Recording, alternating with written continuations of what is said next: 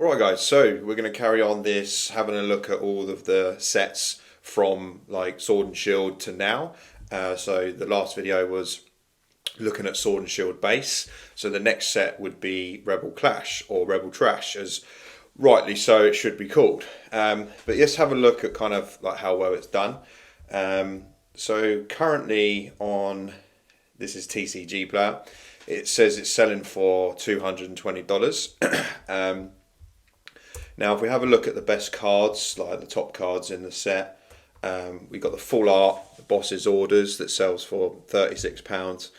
And then you've got the Full Art Sonya, Boss's Orders, Rainbow Rare, and then you've got a few cards that are like, you know, 10 worth like 10 quid. Quite a lot of Rainbow Rares. I mean, the artwork isn't amazing. I think the art, like all these Rainbow Rares, are just kind of what like puts people off. This Milotic's quite nice.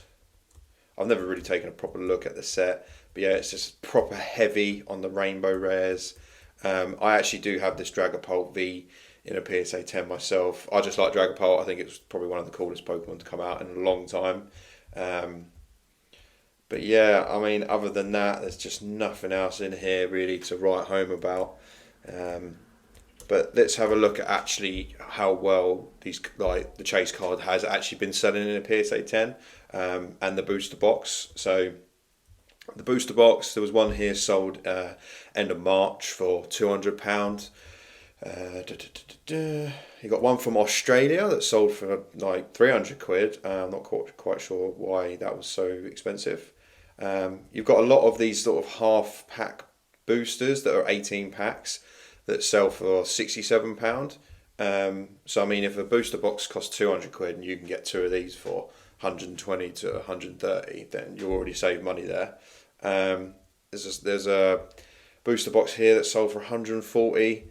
There's not that many sales of full booster boxes. There's another one here for like nearly 250 quid from Australia. So I think it's fair to say that you would get, you know,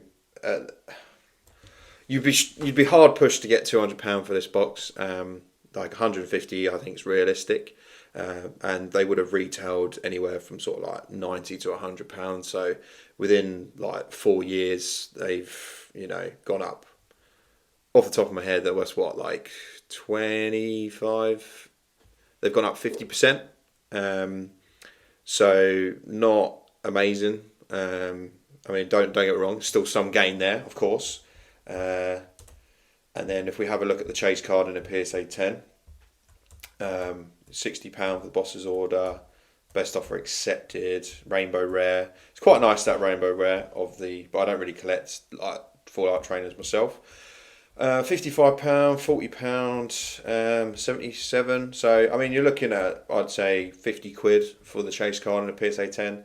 So there'd be no point opening this up, trying to pull in anything, and trying to make some money that way. It's just, you're not going to get your money's back.